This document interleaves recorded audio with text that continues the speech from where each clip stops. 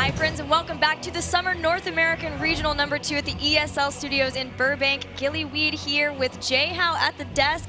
Once again, what do we decide? Is it Jay Howeed? I think we went with Jay Howie. There was somewhat of a vote or creation of things yesterday. Informal I think that was the vote, informal yes. vote. Very informal. Well, how are you doing? Are you excited for this match? This I'm excited about. This is the new blood. This is the chance to go to face Naventic in the finals. This is crazy right now. The Gale Force looking so strong. I mean, we've seen such a just drastic climb for them up the ranks, and here they are with a chance to make it to the finals today. But Astral Authority also having their best showing yet. By this far. is the first time that they've ever made it to the semifinals, and they're up against Gale Force eSports.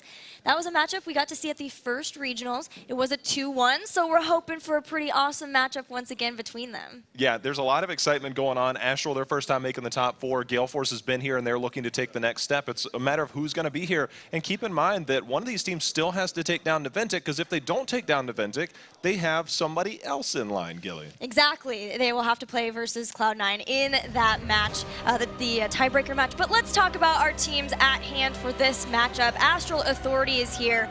And of course, one of the most picked heroes is Illidan. Illidan and Sonya showing how much emphasis they place in their shot caller and their engager and Equinox. Yeah, for sure. They tend to draft around him and revolve around him. And one of the things that we'll probably see updated after this is how much Tracer he's wanted to get in. And that's something that we'll be able to talk about a little bit, because Tracer has made a huge showing largely because of Equinox. That's a very great point. That's something that we're going to be talking about a lot when we get to around the draft phase. Is something interesting Astral Authority has been doing that nobody else really has been. A little bit from Brain Power. Specifically, they've been doing a little bit of the same, but changing that up for today in their match versus Naventic. But here you can see this is Frozen X. This is the captain of the team, plays a lot of the specialists for them too, and switches out with some of the assassins as well, kind of depending. Of course, if they get Li Ming is a big priority for them, and it's because of this guy right here. This guy right here, Talking Trees. This guy in the right hero, he can do a lot of work. The thing is, the most interesting part about this is that if you were to basically take Talking Trees and look over at Gale Force eSports, you would see Crowan. These guys almost mirror each other in their hero pool and their play. Both stellar. Right, they are going, collusion once again with his lucky baguette. We'll see if it's still up there or if the team are snacking on it during the match. Hopefully you can stay focused. Collusion honestly has been one of the people I've been most impressed with. Just in the past summer season for Astral Authority, the fact that he can be placed on new warriors we've never seen, and he always just gives the stellar performance. He always looks very strong. He's been doing it on Arthas this tournament. He's done it on Ontario before. He's just always in the front, knowing when to engage, and he's been doing a lot for the team. Yeah, I think there's a lot that's going to be there, but we are going to take a look at Gale Force now, and this again has been the team on the largest rise, the quickest rise in probably North American history, at least in my eyes. But you can see they have a heavy prioritization towards Falstad. That tends to lean towards Rafflecopter, but the same way that we looked at Equinox, we look at Michael Udall on Illidan there. Yeah, this is specifically with Illidan and Michael Udall versus Equinox, why I think this matchup is going to be so good and the drafting will be so interesting. Not only do they share Li Ming, but they share a love for things like Sonya and Illidan. And they have, I like thinking of Gale Force eSports as a sort of super team here. There are a lot of people from different teams that we've seen in the past. You know, Murloc Geniuses had Fury right here as their warrior player for a long time. And he was even on Resurgence for a bit. Then you look at Kappa Wolves, Old Panda Global, and that's Akaface Michael Udall. Blaze had Rafflecopter for a very long time, and Crowan was on 2ARC. They've brought in all of these playmakers from different teams, and they have been just doing stellar, Jay Howe. Yeah, speaking of Crowan there, he is Gale Force pick and all. This guy is somebody to watch out for. We've seen him time and time again make magic happen on Li Ming, as well as many other heroes. So I'm kind of curious to see what type of draft strategies we're going to see. But there's several other guys on this team, as you said, that are huge playmakers. Yeah, Rafflecopter's been playing a lot of Falstad, but here is someone I want to talk about, and that's Akaface. When we talk about Akaface, it's for a long time been Brightwing, of course, and why not? He loves our little fairy dragon, but this event, more priority on Carzim, and it's really been working out for them. If they missed yesterday's games, if anybody did, you missed some of the best palms I've ever. They were so clutch. Gosh, yes. So clutch on Cursed Hollow yesterday. It was absolutely incredible. But Michael Udall, as you talked about, Equinox and Michael Udall, they kind of mirror each other in terms of their play style. They are both super aggressive. At some point, when you have two people with that aggression, something's going to clash and magic will happen. It will. I'm at least hoping for a 2-1. I don't even know if I could begin to make predictions for this match, but I think largely it will come down to how the drafts go and who gets their comfort picks, more of those comfort picks between the two. The draft strategy is real, and who's able to manipulate this? We saw a little bit of trickery from Brainpower against Gale Force. I don't know if Astral was watching that and whether they were taking notes, but I think there's definitely something to be had for the draft. But again, these guys are the pros. They're here for a reason. Their hero pools are deep, and however the draft goes, I'm excited. There's so much to look for here. Well, we're going to have the battleground be Dragonshire, and that's one that we've been seeing pop up a lot more. Again, we had Shrines in the last one, but Shrines has really fallen off as these teams are trying to have different maps that they do better on so that they can make sure that they have an advantage somewhere, knowing that everyone has the advantage on Infernal Shrines. Yeah, Dragonshire is the one that we got to talk about a little bit yesterday, in the sense that early on, it might not necessarily be the most exciting, but when you get to 10 or when you start to get to those later stages to where kills actually matter, the whole map just opens up, and it is by far the highest potential outside of Battlefield of Eternity to have the most exciting matches. I mean, it's so crazy, Gilly. Well, guys, I am so excited for this match. We are double-checking comms for Gale Force, so we're going to take a break just to make sure that everything is perfect and ready for draft number 1. We'll see you soon. Where am I? You're wanted for treason. I've always been loyal to the Dominion. Rogue agent, send reinforcements immediately. All hands to battle stations.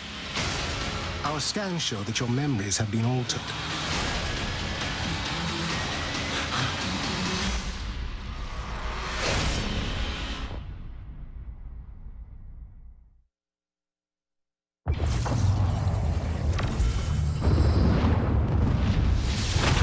The demon Asmodan had his ultimate victory within reach, until the opposing heroes dealt him a devastating defeat.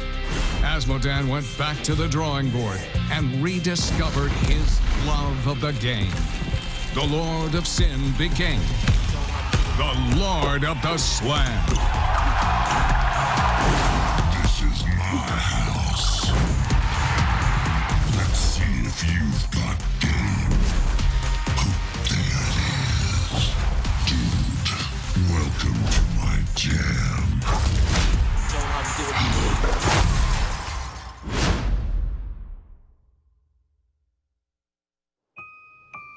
When I was a girl, I had a fear of spiders. I was told they felt no emotion, their hearts never beat. But I know the truth.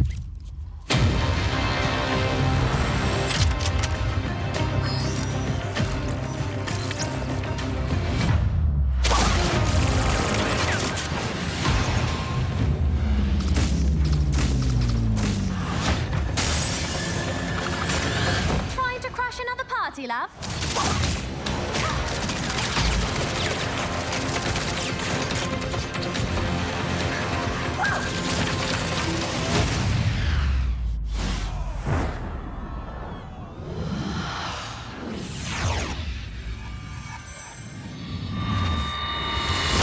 Overwatch. Watch the full animated short at playoverwatch.com. Rated T for teen.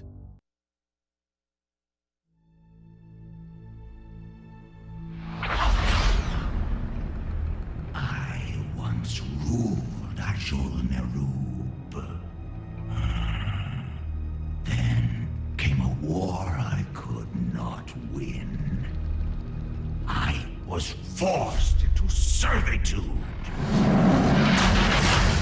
But here, in this strange place, no one commands my power! I will conquer the Nexus! Those who oppose me shall embrace the web of death. I am a Nubarak. I ruled once before. I shall rule again.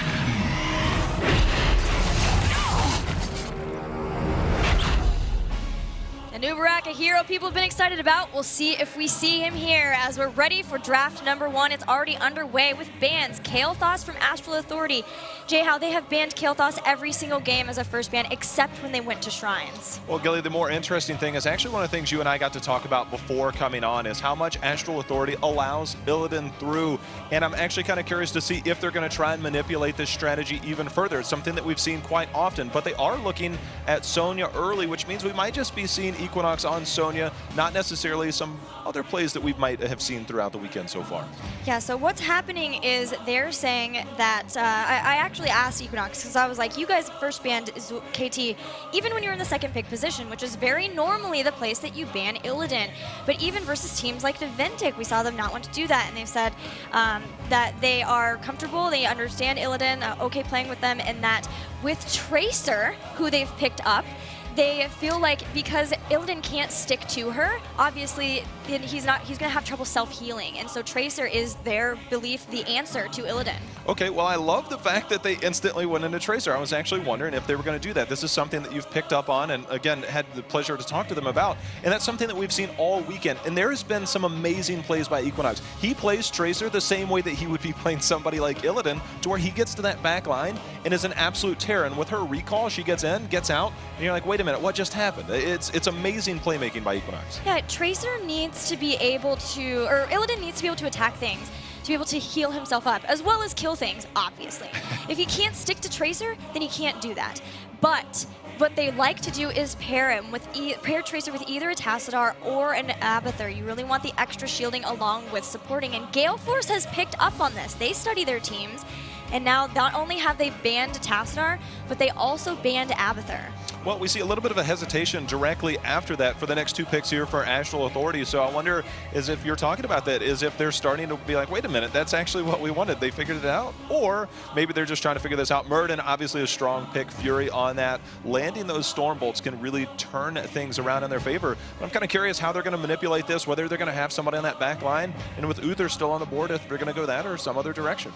Yeah, it's a tough choice because they would love to probably steal Karzim away from Gale Force, given how much they've been able to do. Actually, Gale Force already got Rhaegar, so that's not even an option. Likely, we might see Uther here, but they also play a lot of other supports, so we'll see how they want to do that. They could leave the support to the end, too, especially knowing that Gale Force has Rhaegar. Speaking on Rhaegar for a second, he has the highest win rate for this particular event, hovering right around 80 right now, but it changes obviously as we get more and more games, but he's one of the highest prioritized and doing super well.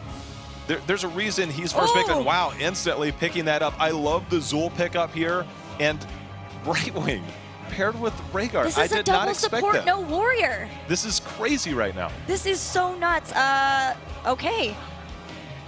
One of the things that we see sometimes, very occasionally, is using Illidan as the warrior, pretty much. Usually you see 2 melee assassins kind of have that in Zul, but what they do have is a lot of damage control with both Brightwing and Rhaegar. They have some global, which we know it's Gale Force eSports. We love it. That's why there was the Falstad ban versus them from Astral Authority.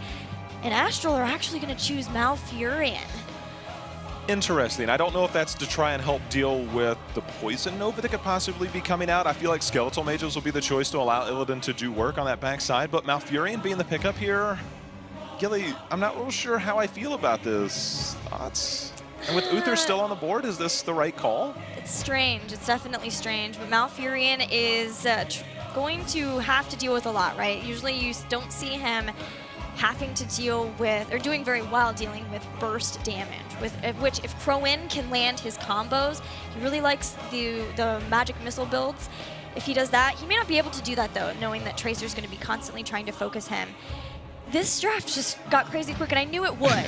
I knew it would because these teams have very close hero pools. They know each other, they've studied each other a lot, and they've rose up right around the same time. So they just are able to understand what each one is trying to accomplish in the draft. I really just thought I'd see an Uther to try and get that hard CC against somebody like Illidan on that back line. But these teams are scrimming. They have strategies. I just wonder how much they've tried something like this and what we'll actually see out of it. So the draft took a turn for a little bit different today, Gilly. Astral has let through Illidan every time. It's worked out for them all the times except when they went up against an Aventic. We'll see if it works here. Astral Authority is in blue with Dark Chimera playing Malfurion, Talking Trees on Sonya. I wonder if that means Leap. Equinox playing Tracer, Collusion on Muradin, and Frozen X playing Sylvanas. And for Gale Force eSports, that's going to be Fury on Zul. That's going to be their tank player. Rafflecopter on Rhaegar, Michael Udall on Illidan, of course, Akaface on his usual Brightwing, and Crowan on Li Ming. Well, here we go, guys. Game number 1 between Astral Authority and Gale Force eSports. Dragonshire, Gilly, I'm really curious with this composition from Gale Force eSports if they're going to try and force the action early with a comp like this. Yeah, the thing is they have to get taken down fast, and it's hard to do with the double support, but that is the charge that Astral Authority has. And already the votes are starting to come in. Don't forget to tweet using the hashtag HGC to vote for your favorite team or who you think is going to win. Well, the thing that I love about this is the global mobility of Brightwing to come in and be able to shift in and use that poly to be able to try and get those picks, as we see already under assault is Michael Udall, and they are going in hard. Not enough of a follow-up, but there's the shift in from Brightwing. A little bit of return fire coming in from Crowan. And one thing to keep in mind with Malfurion, since we don't see him very often, is his positioning will be so important. There is nothing that will enable him to get away. Later on, he can pick up Ice Block, but until that point, danger, Will Robinson. Yeah, I think there might be a little bit of manipulation. Will we be seeing Tranquility, or will we be seeing something else as a counter to Illidan? Perhaps that's what they're going to be looking at. Super dive heavy, maybe. All right, well, we'll see if the dream is going to be real. I know my dream is that we also get Leap. Well, I think that's the case. I mean, if they're looking at that with Malfurion, you could possibly be looking at a leap into the back, but the fight is going to rage on here in the middle as they tend to be trading back and forth. Of course, Zul does help out. You can see quite a bit of damage. The roots are in, and Fury going to be the first to fall, Gilly. First blood for Astral Authority, and they're going to continue to try to make sure that they keep control of the rotations. Thing to remember for Dragonshire is you want to start draining the ammo. Brightwing's going to come in, though, and there's a Polymorph slowing down Trees. Will not get hit by the Arcane Flare. Li Ming's going to go down, and Trees survives. Wow, this is basically a back and forth. We saw the bait up at the top and the action going down all over the map already. This is far quicker pace than we saw yesterday on Dragonshire, and I'm absolutely loving the early game aggression so far. Yeah, it's going to be an awesome series. I keep saying it, but I keep feeling it. And look how Astral Authority have been able to do this, pushing the waves with Sylvanas. This means they can start to do great damage to towers, but also Malfurion's not a bad one to have in the rotation either, because Moonburn does 100% more damage to minions. Chimera is somewhat getting out of there. He's being chased by Rafflecopter on Rhaegar. No! Is it going to be enough? Chimera trying to stay alive. The totem not able to secure the kill, so Malfurion does live. But there's the follow-up with the Stormbolt, Gilly. And he is stuck. Equinox going for the fight, still hits him with a melee. Can he bring down Rafflecopter? He does. Wow, the plays from Tracer on Equinox are unbelievable, Gilly. This is something we've seen all weekend long. They already have 3 kills 2 minutes in. Yeah, they are nearly a full level ahead too, and they hold both of the shrines. But Gale Force have level 4. They do have a few more seconds without Rhaegar here, but they have a couple of people in the mid making sure that nobody gets an early Dragon Knight. Well, this is a one-on-one that does get a lot tougher when Brightwing comes in, and this is something that we've seen, holding on to that Polymorph, waiting for that Whirlwind, which is what heals up. But Akaface in a lot of trouble with the rotation up. Equinox once again with the takedown. It's like Astral knew that Brightwing was going to be coming up. I mean, they obviously saw the phase shift, but Tracer was already on the way there to help out Trees. And that means they're still going to hold the shrines, which puts some urgency in Gale Force. They have to keep people in the mid. That means they're not rotating down and back with their Zul, which is who they would want to, and they are going to lose the Dragon Knight, J-How. An early pickup, 3 minutes in so far. This comp is working beautifully. A level lead, a Dragon Knight, 4 kills right now for Astral. They couldn't have asked for a better start. And this is not only a Dragon Knight, but a Dragon Knight with Sylvanas, and the split pushing from Astral is excellent. They have to respond to the Dragon Knight, who is getting towers in mid, giving experience. But in the bottom, only Brightwing to try to stop Frozen X and Dark Chimera, who are starting to put damage on the forts. Well, that is extending the lead just a little bit as level 7 picked up by Astral, and you can see the rotation up. Michael Udall Invasion already popped trees, just coming in, trying to clean up a little bit. But in the middle, we have Murden just kind of sitting, waiting, trying to keep an eye on things, but already a priority towards the siege camps for Astral Authority. Equinox not quite hitting Illidan. He can be a tough one to try to stick with the pulse bomb, but well, we've seen a lot of great sticky bombs from him in the past, so I'm sure he will be able to continue to bring those to the game. Gale Force going to get their bruisers to help out with that top lane. They're down their level 7 talents, so they're playing a little more passively, still trying to soak just to get up to that. But I love how Astral has done this.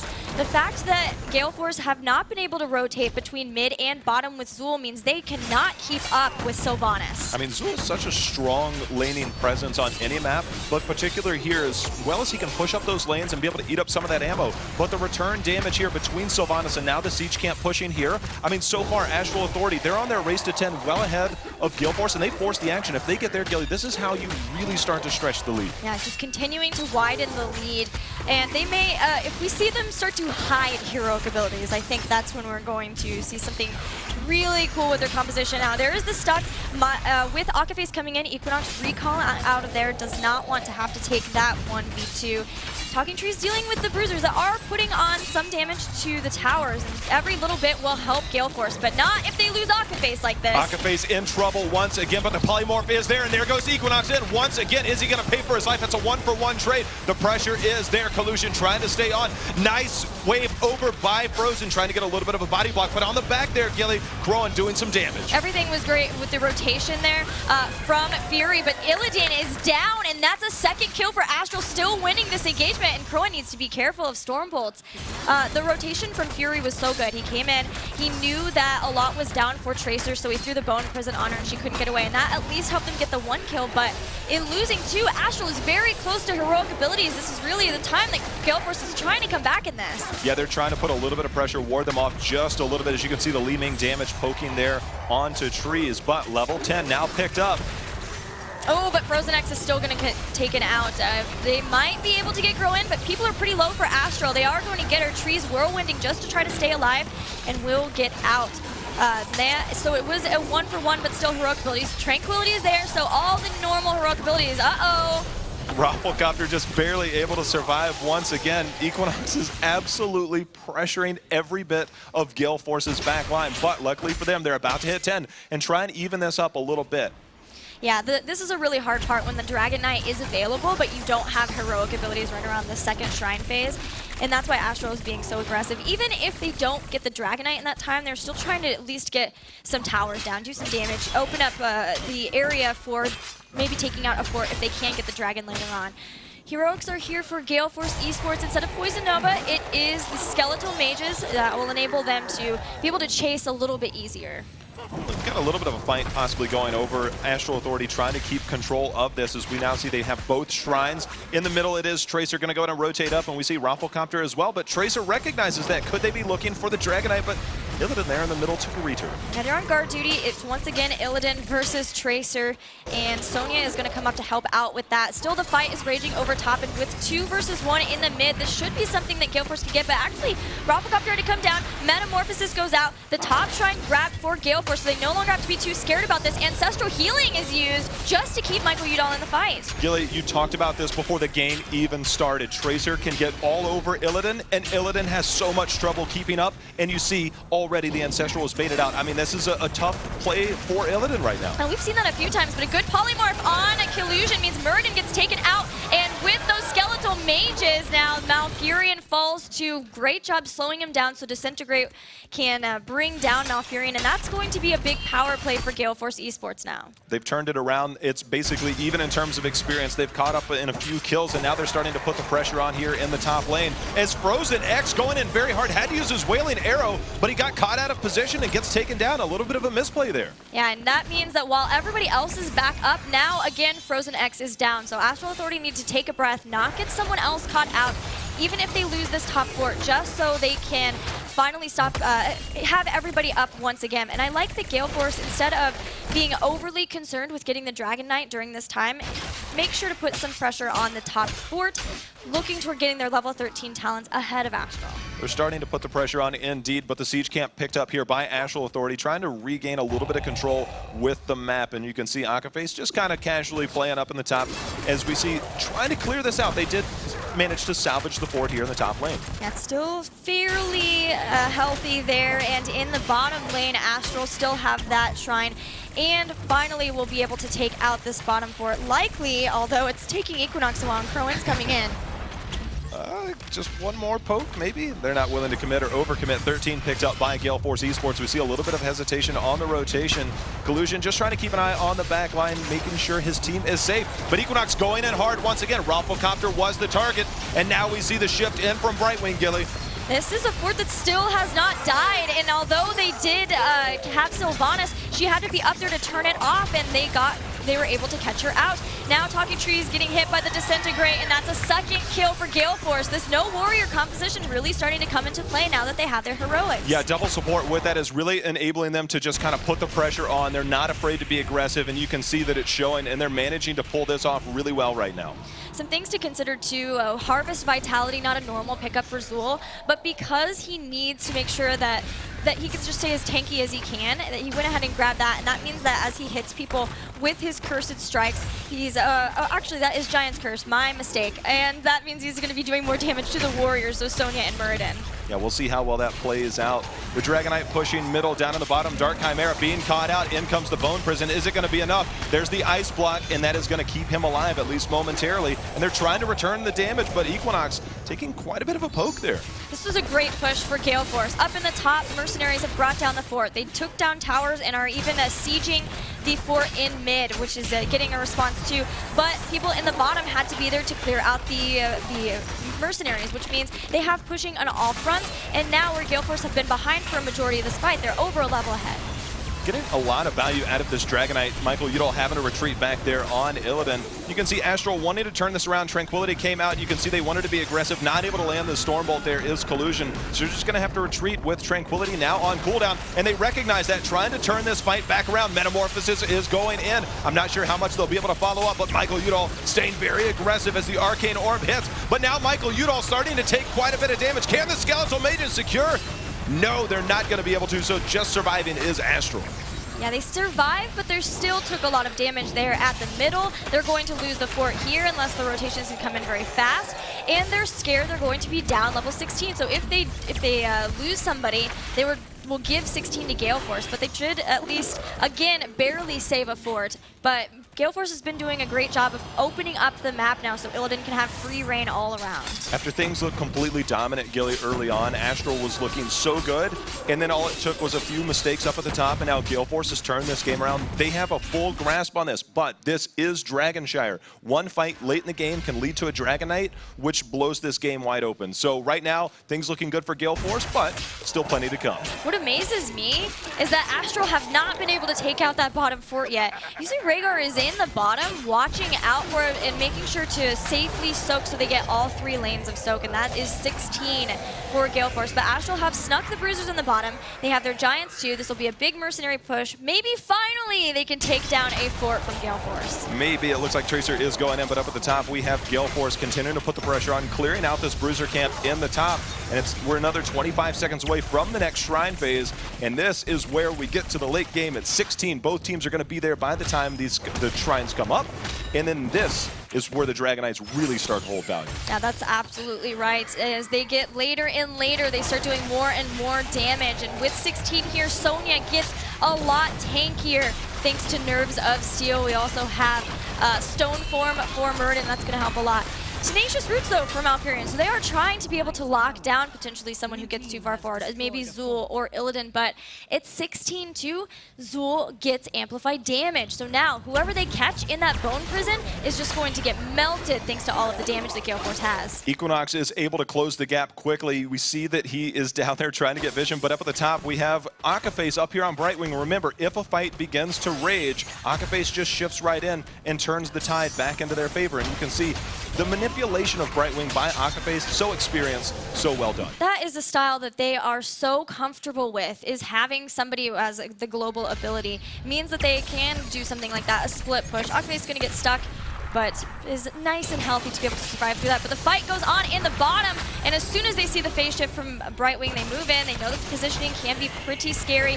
And oh, Haunting Wave does not get teleported to, and Sylvanas gets taken out just in time for the shrines. That was a beautiful polymorph, perfectly timed to be able to secure that kill. Nicely done there. So Dragon Knight, could it be coming out here, as we do have that again? The longer this game goes on, the longer the death timers. Another 30 seconds without Sylvanas, if they're going to be able to rotate up, or it looks like they could possibly be pushing through the bottom to start to get some more of this structure damage in. Yeah, they've opened it up even more. Every 4 is down, and they can push onto the towers in front of Keep, potentially.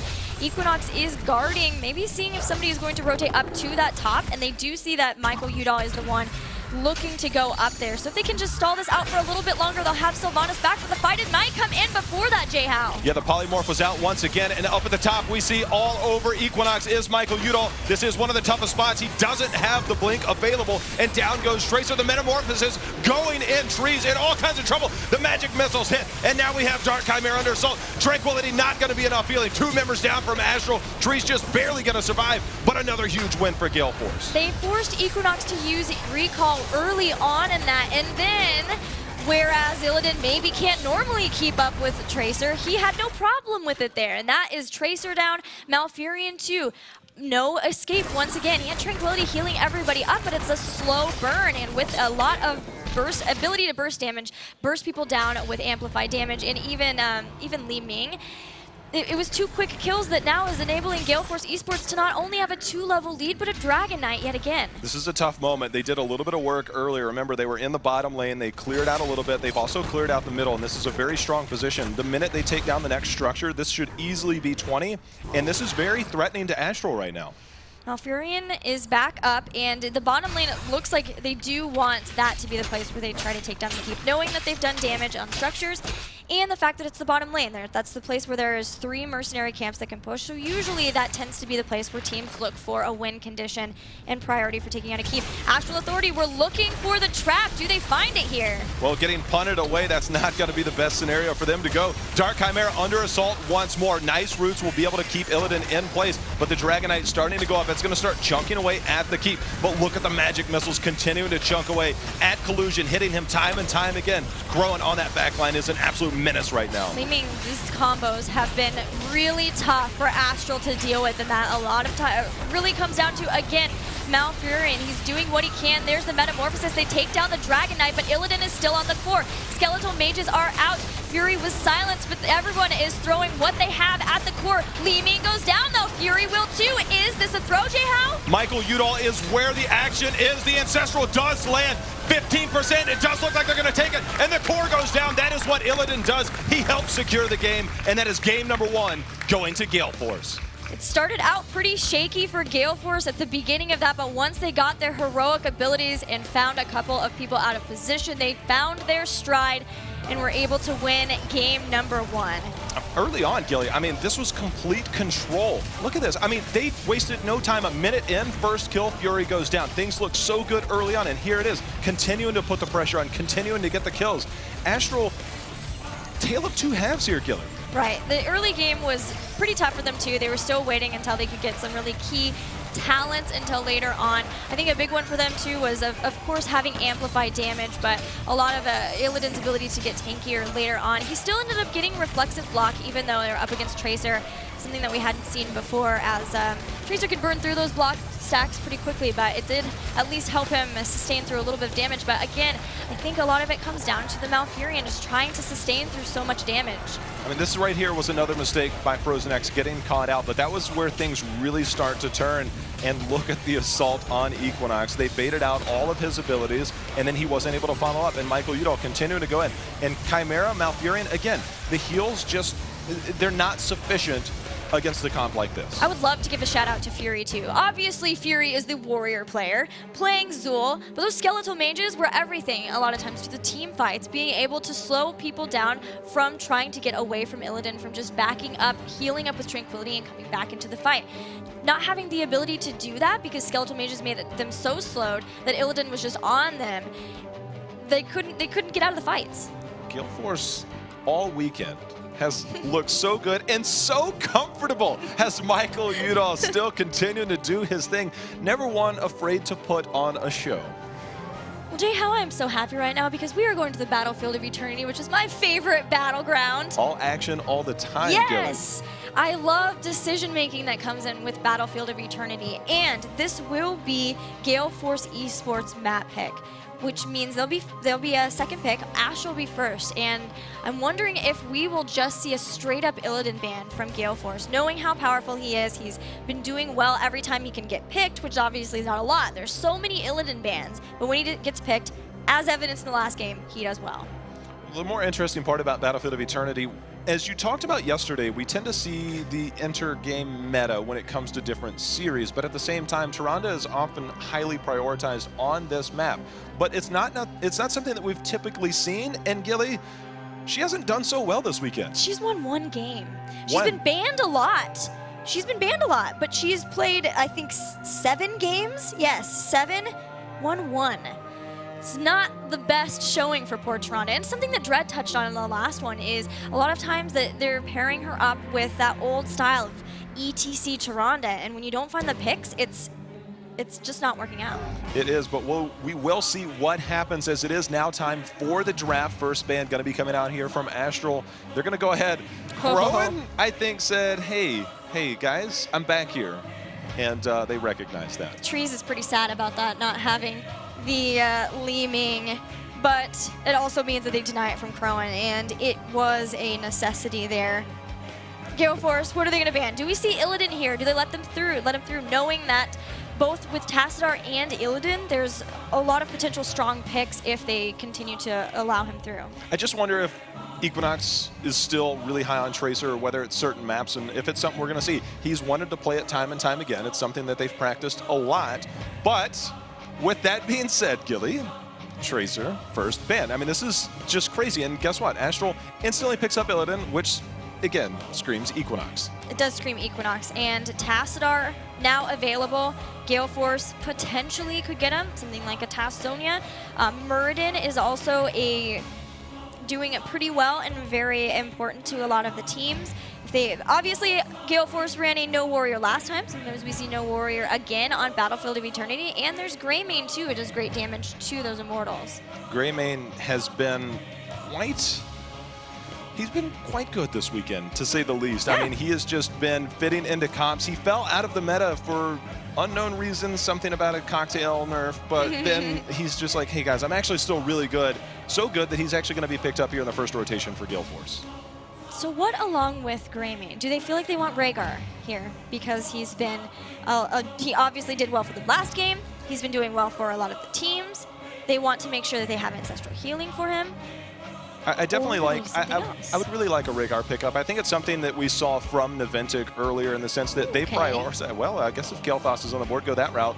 But look for Astral to possibly pick up Rhaegar here. But we saw it from Naventic. They have a high priority. They've been watching a lot of the foreign drafts, the Chinese, the Korean meta. Did they just give Tass Rhaegar? Yeah. They just gave Illidan Tass Rhaegar. I mean, Illidan looks a lot scarier real quick. They wasted no time picking up those two Why heroes. would you waste time? Illidan Tass Rhaegar are available. Okay, well, we're gonna see how if that can help them bring it to game 3. That is pretty much exactly what you want. You want that exact composition if you're gonna have Illidan. That's the Illidan dream. Is it enough damage for the Immortals though? You just kill everybody, and then you go back and kill the Immortal. I mean, I guess that's the answer to going after the Immortals. Just kill the guys. Don't worry about the Immortals so much. We'll see how all that plays out. Again, there's a lot of action in that entire. It's almost like the arena within the battleground. It just creates for such excitement. I mean, the first Immortal phase, you know what's going to happen. After that, it's all up in the air, and it's amazing. Crowan, oh, okay. Oh, that was fast. So they pick up Falstad for even more damage. He also can soak until they get them talent tier advantage and then come in for fights. And Muradin too. Well, we are going to see quite a bit of that for sure. Uther off the board. So I'm actually really curious what Gale Force is going to go with. If we're going to see something like Kerosene to go in.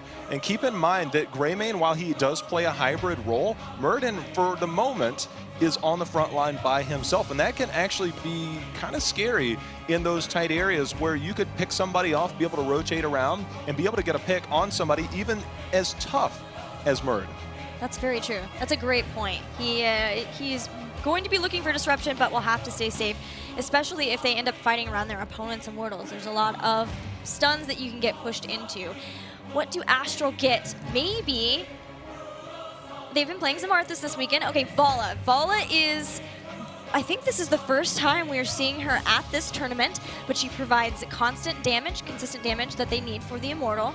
She also has escapability, which will help too with Vault. Who is the warrior for Collusion?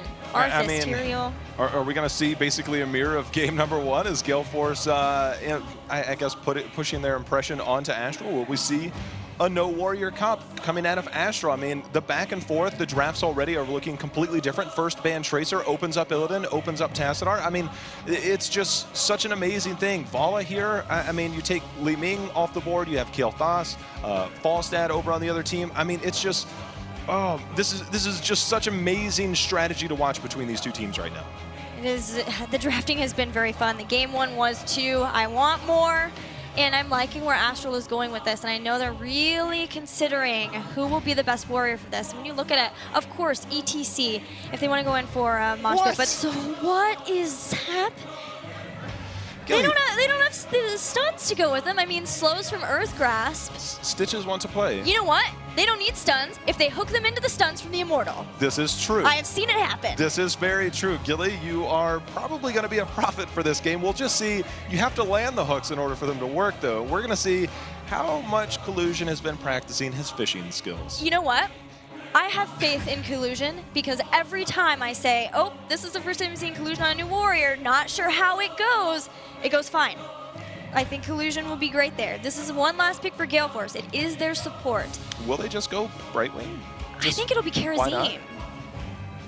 They've been playing him a lot. Oh, okay. Go with what you were know. right. Go with what you know. Brightwing here, lots of globals. Many globals, but this is Battlefield of Eternity.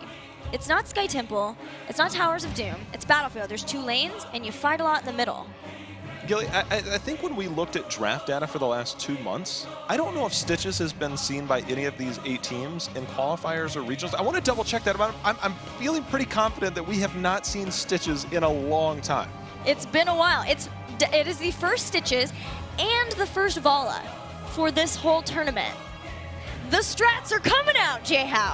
Astral Authority, this is their lifeline. If they lose this game, they're done. I mean, they've made a great showing, but they are putting a lot in Collusion with that smile on his face right before we saw the Stitches pick. He's like, yeah, let's do this. And you can see they're definitely comfortable with it. I think they're wanting to have a little bit of fun as well. Obviously, it's going to be serious when the game starts, but these guys, if they're confident, I'm confident in what they're picking. Okay, so here's one thing to think about, is they picked Stitches after Falstad was picked. So even though they know that Falstad can Mighty Gust away if there is ever a problem with picks with hooks, they went ahead and grabbed it. So they must feel very comfortable with Stitches. I mean, almost every single person on Gale Force outside of Kael'thas has some type of mobility. I mean, obviously, Greymane has to be in certain form to be able to do that, but they all have some type of escapability, and Kael'thas is probably going to be very well protected on that back line. My main concern with the Stitches is that there's no stun after the hook, but here we go, guys. Astral Authority will be the team in blue with Dark Chimera playing Rhaegar, Talking Trees, playing Vala, Equinox, of course, playing Illidan, Collusion on Stitches, and Frozen X playing Tassadar. And for Gale Force eSports, we're going to see Fury on Murden, Rafflecopter on Falstad, Michael Udall playing that Greymane, Akaface on Brightwing, and Crowan on Kael'thas. J-How, get excited, because it's time for game number 2, going to Battlefield of Eternity. He's already showing the hook off a little bit. He's just like, hey, look at this. This is what I'm going to be using today. This is what will wreck Gale Force. We'll have to see if that's the case. I don't know, but I'm hoping that we see some pretty clutch hooks into the stuns of the Immortals. A lot of B-stepping. How much fun are they having up there right now? They're having so much fun. They're just showing off. Look at this. The tides have turned on the voting here. I mean, Gale Force had a pretty substantial lead. It shows that you guys are voting. Gilly, I mean, did you expect to see that? You know what? I think everyone just really wants a game 3 like we do. Yes, very much so. How could you not? The drafts have been fun. The games have been great. Early game advantage, the last one with Astral, but Gale Force able to turn it around and get back. And here we go with setting up the lanes. Now, Gale Force has to be careful always because of hooks. They need to always remember that. But they are going to find Equinox super fast. Mistakes were made. That's Maybe a not the little end of the world. Yeah. But you got to keep in mind, you can almost say global mobility. This map is small enough for Falstad to fly to and from without having to worry about getting in position. He can get there when he needs to get there, and Brightwing is there as well. They can turn any fight at any time. I mean, obviously, Tassadar up at the top. It's not something you have to really worry about as Tassadar, but the rest of the map, you're going to have to be careful. We're looking at potentially a multi-shot build for Astral Authority with level 1, but we'll see. There's always some change too. You could get composite arrows, and then Manticore trying to get more basic attack damage to do better with the races at the Immortals. With Lightning Bond, that's one that we see from Rhaegar a lot, especially on Battlefield of Eternity 2, because it does give some extra damage for those Immortal fights. Yeah, I think that's one of the things that we do tend to see. Different talent picks on different maps and what plays well. This early on is going to be a back and forth until we get to the first Immortal phase, which will be here soon, but the back and forth, it's fairly even right now. The different talent picks is such an important part of Battlefield of Eternity 2. On some of the battlegrounds, you don't see it as much because it's mainly focused around team fights, but on here where the Immortals are so strong, the objective is really, really good. That's where you'll see it. There's one hook on Crowan, the slam goes down, Equinox is going in, but it's going to have to get right back out of that. The minute he sees, oh, look, it's Gale Thos, I think I'll dive in. And that's something you can expect to see. But again, I think when you look at rotations, Gale Thos should be fairly well protected. Will we see that skirmish here in the early on, or will there be the back and forth trade? And it looks like Equinox going in hard already. Yeah, I like that they've got trees on the Immortal while the rest of them are going in for the fight. Equinox pushing back both Crowan and Aquaface, struggling to keep him alive through that. Gravity Lapse does hit Equinox, but still that will maybe be a kill. Crowan gets away, a perfect stun on Equinox just in time. Fury rotating over, keeping Gale Thos alive, and that is what you have to worry about when you look at somebody like Brightwing. Not the direct heals, and if somebody gets on one of those heroes in the back line, that could spell trouble, and it almost did. Another Stormbolt is landing. Trees trying to get out. The vault isn't going to be enough as Brightwing is shifting in. Will we see the Polymorph follow-up? But the return Hungering Arrow from Trees is going to ward them back just for now. Rotations from teams pretty good to make sure to keep people alive on both sides, from Brightwing and from Dark Chimera on Rhaegar. But yeah, Astral Authority has the double support, which means they can get into these longer sustained fights a lot better and fare better with it, whereas a solo heal Brightwing, Gale Force is going to struggle with that when a lot of damage starts to come out. This Immortal's actually been up for a little bit. Michael Udall in a little bit of trouble. Equinox going in. Not going to get the takedown once again, but they're turning on Equinox. Illidan going to fall for the second time. Man, Lightning Rod just does so much damage, and you don't even realize it's sneaking up on you until it's too late. Rafflecopter able to get that kill for his team. Gravity Lapse picks up Frozen X, but they're turning on Crowan, and with a hook, Gale Thos drops. I mean, that is what they're looking for, and they're going after, and they get Aquaface to follow that up, and instantly they realize with 2 kills, they're finally starting to put some pressure on the Immortal, but they're rotating down. They're not done yet, Gilly. Yeah, Collusion wants to make sure that he stalls this out and lets his team hit the halfway point. Then they can all go back and heal, get more mana. They need it, and respawn timers means that this could start to get risky. Rhaegar goes down. Michael Udall's in trouble. He'll get taken out. It's a 1-for-1. Rafflecopter very low on mana. He's got to be careful. He can't stay in there and sustain much longer. So we're going to see there's that 50% mark, and this is going to be the burn phase. This is where it's on your neutral side, and you have a chance to try and win the first Immortal. Stitches grabs Dampen Magic at 1. With the change in that, people are really enjoying it, especially on a new Barak, but it works here for Stitches too, especially with Gale Thos. Also, one thing to keep in mind, it's Brightwing.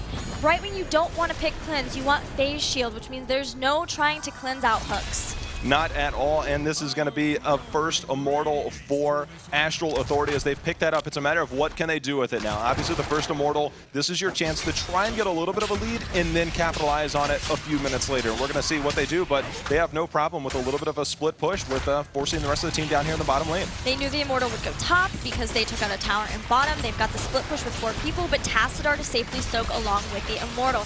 They're looking for that level 7. Gale Force responds appropriately. 2 people to defend the Immortal, 3 people down here looking for maybe a kill. A hook goes on to Crowan, and that forces Brightwing to come down too, which means there's only 1 person now up there defending versus the Immortal. But Michael Udall, with all the damage he can do as a Worgen, brings it down pretty fast. I'm actually surprised that they've managed to hook Crowan that many times already. I mean, they're doing a great job. Collusion is landing these hooks. He has to land them and continue to land them to, 1, put fear in them, and then 2, eventually follow up on them as Equinox continuing to go in, but the return gravity lapse is there. Got to be careful with that living bomb. The hook is in once again. Akaface, he should be safe for the moment, Gillard. Crowin will always be looking for gravity lapses.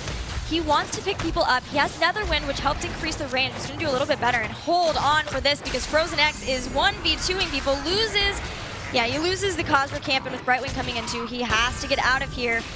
Might be in trouble. Is going to shield himself. Polymorph and overextending. Uh-oh.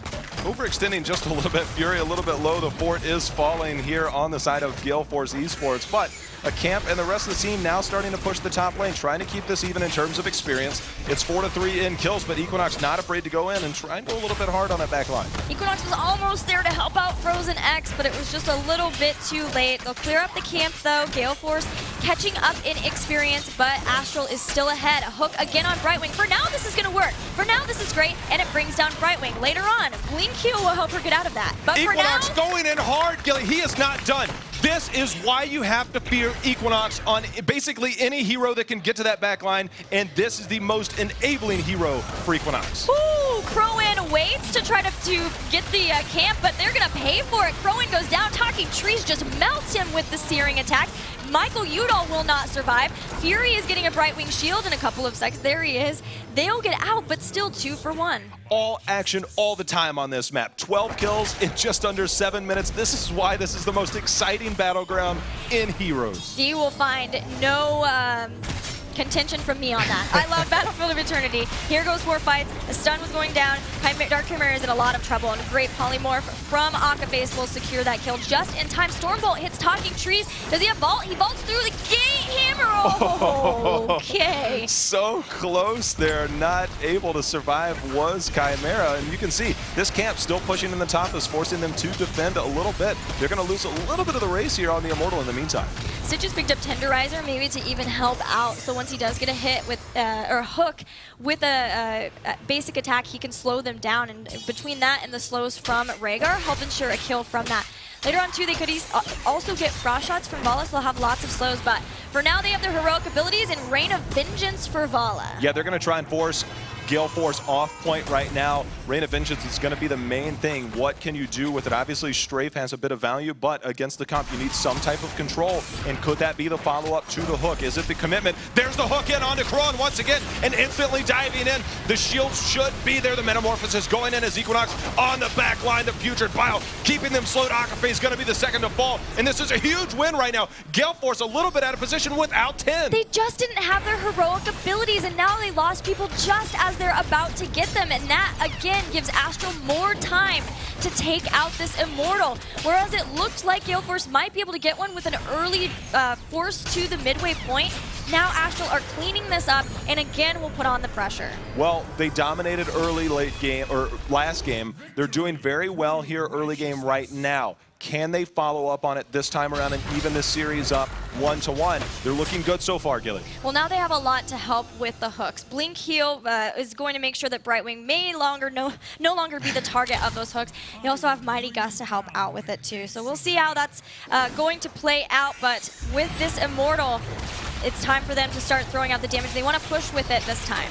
Equinox going in, he wants to try and secure this fort. He is where you will see the action, but will we see a Mighty Gust out for the disengage? Fort number 2 is down. Portal's still somewhat healthy. We'll see if they can at least get the front wall here on this top keep lane. The Immortal is plenty healthy, and they've been doing a great job of zoning, and all of Gale Force eSports, with that fort being pretty low, just couldn't chance it.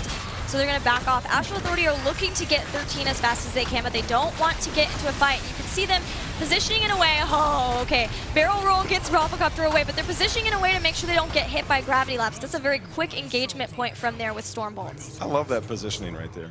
Collusion, just like, hey, come chill over here. Let's see if we can land a hook. And they did. Unfortunately, it was on Falstad who can barrel roll right over. But I love this strategy. They are playing Stitches so well right now. But Peekaboo. this is a problem. There's still no 13 yet, so this is a fair fight, and a Gravity Lapse means Collusion just gets taken out. That is one thing about Stitches, is he has the ability to get melted, and a big steal for Gale Force eSports here. I mean, there was no hesitation. They were like, if we're going in, we're going to go and do this. We're going to catch them off guard, and they did just that. This is how teams turn it around. This goes to show Gale Force is on top of their game. Even though they're slightly behind, they still are making plays. I saw people were out of the lanes. They're obviously going to be out of the lanes. They were pushed really far, so they had to be at one of the camps. It was a great guess to be able to know that they're there despite the fact that the Khazra camps are up, because usually you wait until later to get the Bruisers. But they saw the Bruisers, they got a kill from that, and they're getting some comeback experience. Unfortunately for them, Astral are still going to be able to get to 13 first. They are, and that's because they have 2 forts down. The structure damage heavily in favor of Astral Authority right now on the cusp of 13. They do pick up the camp there, and they're going to start to rotate up. The next Immortal phase should be soon, and they're going to have 13. And I'm curious what Astral Authority is going to be able to do, and whether they're going to try and impose their will upon Gale Force. Astral is wanting to clear out the Bruisers before they even get close to the fort, making sure that that's not even a problem for them. Meanwhile, Gale Force is doing the same thing. They know that the response from Astral will be top. They're going to go to the bottom and clear out those Khazra, but before going to the Immortals, Astral's going to come ahead in this sort of mercenary war that happens between the Immortals, because they will at least have a Khazra camp in the top lane. I'm just curious. This is the part where we don't know where they're going to spawn. And it's going to be able to be very telling. If it's on a neutral side, it makes it easier for Gale Force to defend. If it's somewhere in the middle, I mean, it's kind of a tough spot for them to be in. As we see, it's now going to be there, and you can see it's on the opposite sides. This is going to be very interesting. Astral wants to put as much damage as they can before Gale Force gets to 13 and they fight. Ideally, switching it to halfway. Metamorphosis and Ancestral Healing are so clutch, but they haven't done that much damage, and now Collusion is in trouble just trying to get away using Putrid Bile. They went in, Gilly, they wanted to get some damage, but they found Gale Force waiting for them as Equinox just barely survived there, as he did get caught trying to soak 13 is Gale Force. And what does Astral do? They push so hard, and again, this is on a friendly side for Gale Force. Makes it easy for them to defend, rotate up, try and get 13, and rotate back down. It couldn't have been better right now for Gale Force. The minute Equinox gets picked up by a Gravity Lapse, he's in so much trouble, and you saw what had to happen with that. He had to use Ancestral and Metamorphosis just to be able to get him out of there. As you called it, Gilly, Crowan gets hooked in there, but they have the Mighty Gust available, and on that backside, falling in a lot of trouble. Rain of Vengeance in return, not going to be enough to save. Fury is low. We do see Falstad go down on that back line. Equinox going in onto Kael'thas, who's in a lot of trouble. The Gravity Lapse is there, but Kael'thas, is he going to be able to survive? He does go down, and now they're looking to do even more damage. Nice blink heal out by Akaface to be able to stay alive. Illidan is here. He's shielded through everything. As long as they have the shields with the Gravity Lapse and they don't have the focus on him, which is not the case, Kael'thas can only do so much, and now they're going right back into this. Is this a 4v3, J-How? He's going in hard, and we see Akaface and Fury in a lot of trouble. Fury, is he going to be able to survive? The Dwarf Toss is going to be able to keep him alive, but they continue to come in. Remember, we do have another 8 seconds left on Mighty Gust before they can try and ward them off, but the 50% mark has been picked up here, and Collusion under a little bit of trouble here. Is he going to be able to survive, Gilly? Frost Shots and the Earthbind Totem slowed them down enough that Collusion got out, but Equinox says, you may be wanting to get out of this, but I want to fight, and goes right back in, forcing out a Gust. Another Gust, because the threat of Illidan pushed them off the line. Gale Force recognizes, hey, we have a little bit of an advantage for the moment. Let's put some damage on this Immortal, but they have to be very careful because Astral is on their way back. So no Gust, no Avatar for a few more seconds too, and Astral wants to get right back into this knowing that they have an advantage, especially with these Immortals. They've pushed them back. They leave someone to watch out, watch the defense, and Tassidar's a great one because of Oracle. Oh, but Equinox gets picked up, and that is it. He gets eliminated. That's all it takes. It almost happened the first time. No meta able to come out because he was under such control. The damage is real, and that is down goes Equinox, and instantly Gale Force rotates up. A little bit of a race here, though, Gilly. They have to be watching for the positioning of Kael'thas with those Gravity Lapses. If he's able to take down Equinox like that, it's just too much, but Rain of Vengeance is going to be used. The Ancestral does not connect with Bala. Astral Authority, do they win it?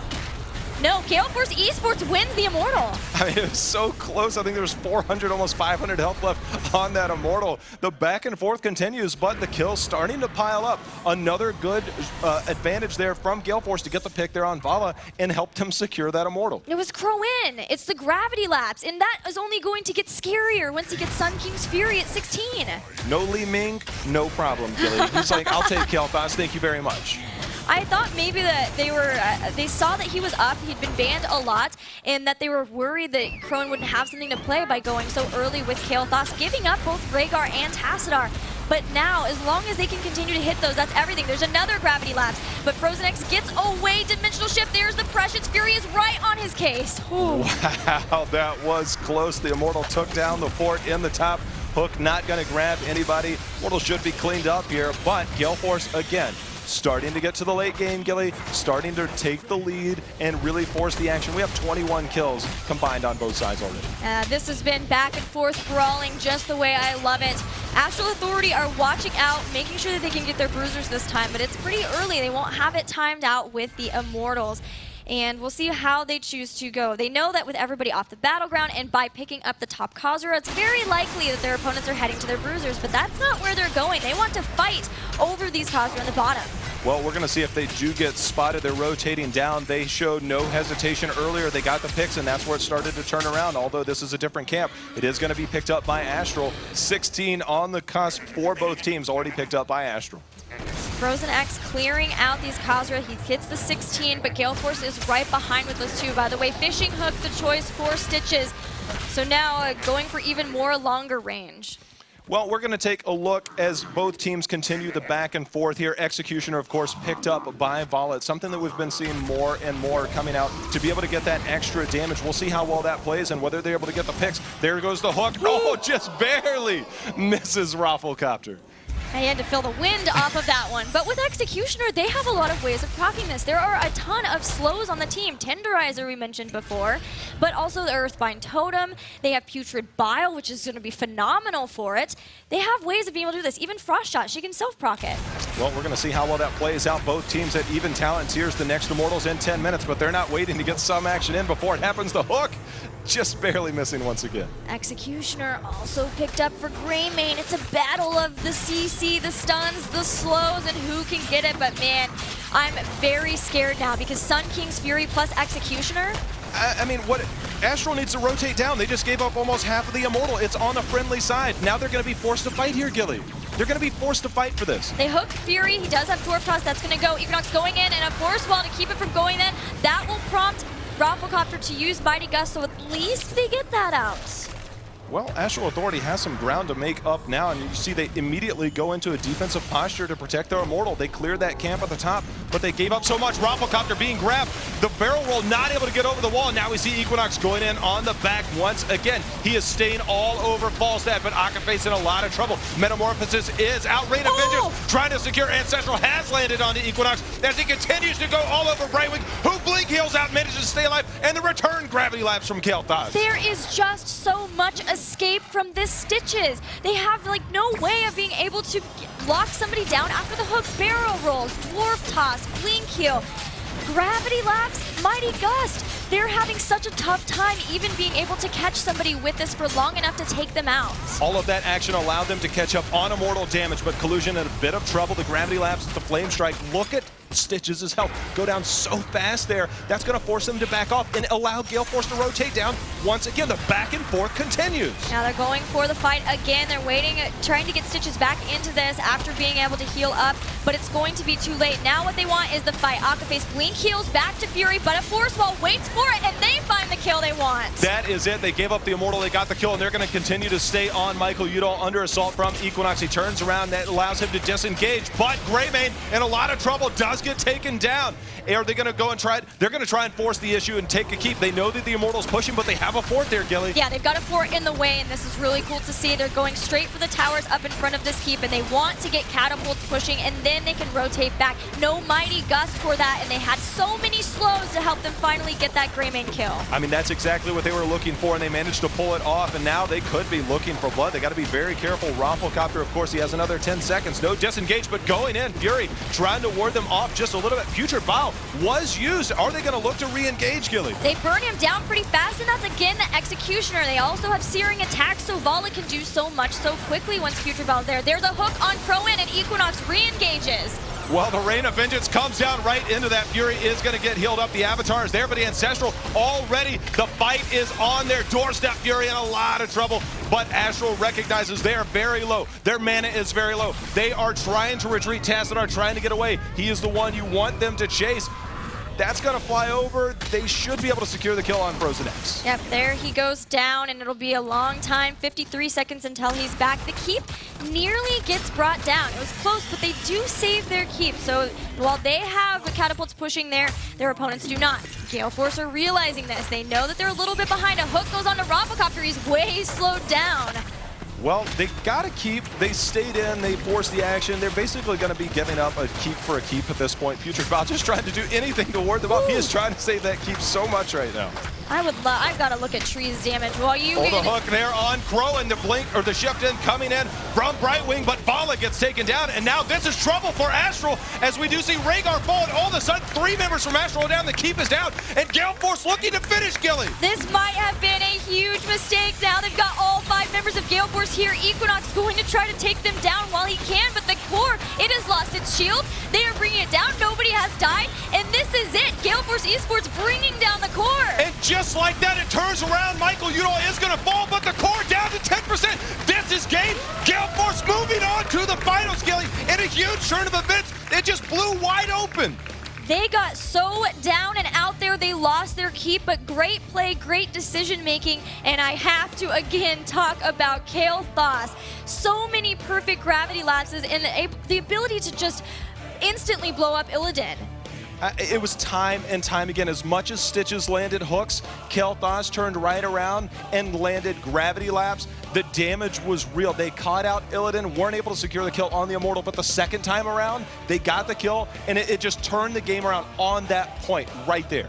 It was such a cool plan to see. We obviously saw once Vala got Executioner, she topped hero damage, 61,000, and from going from the sustained damage that she had to being able to blow people up, and especially with Illidan right there with him with his Tassadar shield. But it got so long to get there, and Stitches with the hooks, there were so many ways to disengage for Gale Force eSports away from it. I mean, that is a repeating theme right there. Time and time again, nice hook there. As you can see, continuing to dive, put the pressure on, Brightwing coming in, but Equinox put the pressure on time and time again. Their biggest hope was to hook Kael'Thas, and even he could turn around with a Verdant Sphere's Gravity Lab to pick up multiple people. And with Gravity Crush and then Sun King's Fury later on, it was way too much damage for them, even with the double support to try to deal with. All action all the time. As you can see, top and bottom of the screen, there were fights all over the place. Crowan fell there. But again, this is when about the time to where things were looking good for Astral, and this is here. The end. This is the beginning of the end, Gilly. Yeah, there. Very quick kill on Vala, was taken out, and with Rhaegar down too, it was just too much to handle, especially with all of the members of Gale Force eSports still kicking. I mean, rumblings from the minute I got here and throughout the entire weekend was Gale Force. Gale Force, Gale Force, Gale Force. And it was just time and time again. They've shown why they're going to the finals. Well, let's hear from them now. We're going to go down and hear from Caleres and our victors. All right, thank you very much, guys. I'm here with Rafflecopter, victorious, moving on into the grand finals. I want to ask you a pretty general question to start things off. How did you guys feel coming into the series against Astral Authority? Did you have any worries going up against them? What were your thoughts? We were a little afraid of, they might pull out something crazy, an interesting comp. But for the most part, we felt pretty confident. Just based off scrims, we do pretty well against them, so we thought we were a better team.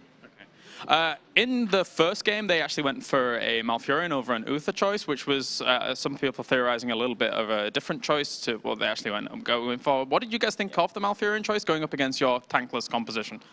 Uther is definitely a little bit out of the meta right now, just because of the Conjurer's Pursuit nerfs at 1, stuff like that. I mean, I think Dark Chimera just maybe prefers Malf over Uther 2 a little bit right now. Okay.